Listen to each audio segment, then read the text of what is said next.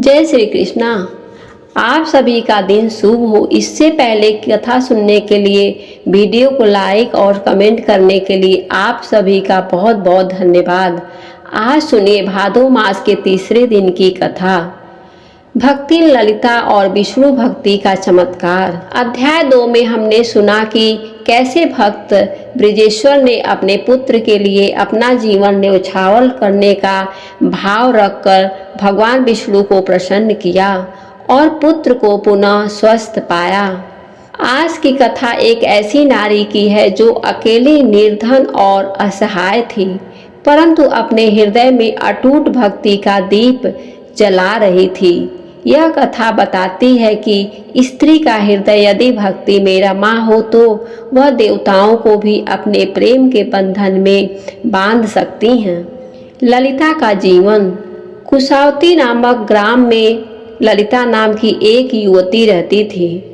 उसका विवाह कम आयु में हुआ था, परंतु विवाह के 2 वर्ष बाद ही उसके पति का निधन हो गया। वह निसंतान विधवा हो गई। ससुराल के लोग उससे विरक्त हो गए। मायके में भी कोई विशेष सुख सुविधा न थी, परंतु ललिता का हृदय संसार की विपत्तियों से टूटने के स्थान पर भी वह दृढ़ हो गया।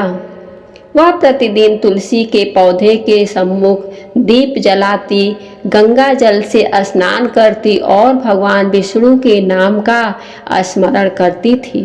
भाद्रपद मास का प्रथम दिन आया तो उसने संकल्प लिया, मैं पूरे मास उपवास करूंगी, प्रतिदिन भगवान के पीले पुष्प अर्पित करूंगी और संध्याकालीन उनकी कथा सुनूंगी। भाद्रपद के मध्य में ग्राम में भीषण आंधी तूफान आया। कुटिया टूट गई, खेतों में फसल नष्ट हो गई। लोग अपने घरों को छोड़कर सुरक्षित स्थान खोजने लगे। ललिता के पास कोई ठिकाना न था। वह अपने सिर पर एक फटा हुआ आंचल डालकर गांव के बाहरी भाग में स्थित एक प्राचीन टूटी फूटी विष्णु मंदिर में जा पहुंची। मंदिर में ना तो दीपक था, न तेल, न जल का घड़ा। मूर्ति धूल और जाले से ढकी थी। ललिता के मन ही मन कहा, हे प्रभु, आज आपका घर सुनसान है, आपकी सेवा करने वाला कोई नहीं है। यदि आप चाहें तो मैं आपकी सेवा का भार अपने कंधों पर ले लूं। भक्ति की आराधना की। अगले दिन से ललिता ने मंदिर को साफ करना आरंभ किया। उसने अपने हाथों से जाले हटाए, भूमि को गोबर से लीपा, तुलसी के पत्ते से मूर्ति को सजाया और पास में नदी से जल लाकर अभिषेक किया।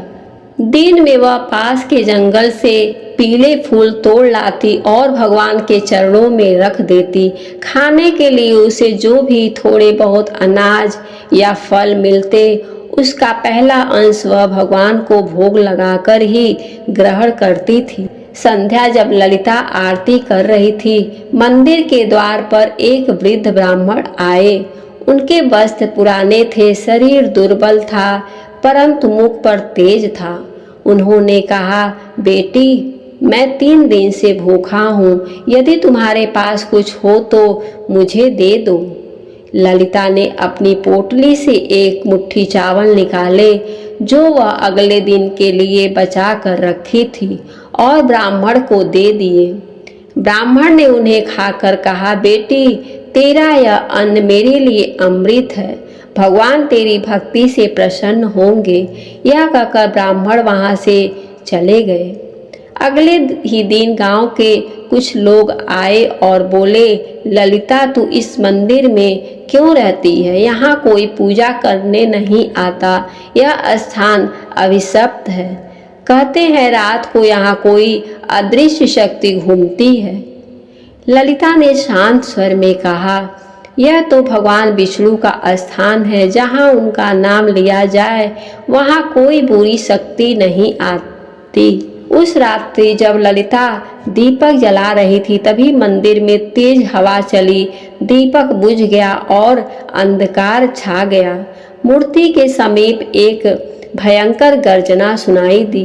ललिता ने आंचल से दीपक को ढका और तुलसी माला लेकर के ऊंचे स्वर में ओम नमो भगवते वासुदेवाय का जाप करने लगी। धीरे धीरे वह गर्जना शांत हुई, हवा थम गया और दीपक पुनः जल उठा। भाद्रपद मास की पूर्णिमा की रात थी।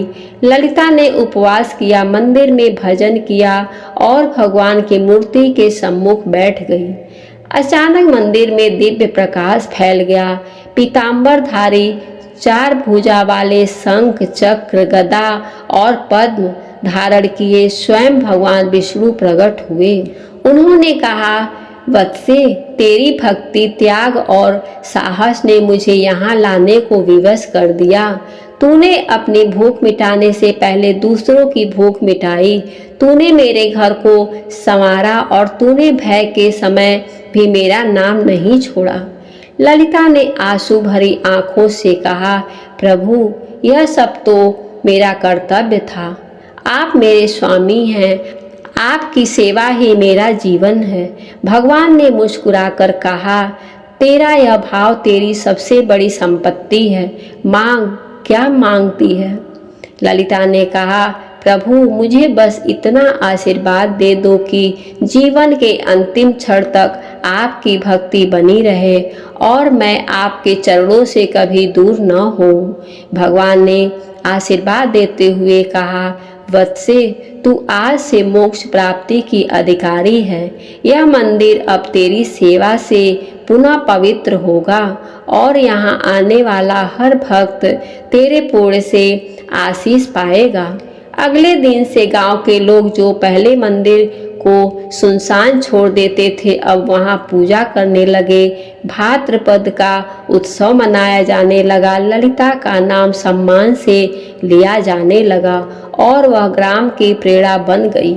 आज की कथा यहीं समाप्त हुई। इसके आगे की कथाएं और भी रोचक होने वाली है। अगर आपने इन कथाओं को अंत तक सुना है तो आप सभी को विशेष धन्यवाद। बोलिए हर हर महादेव की जय। बोलिए विष्णु भगवान की जय।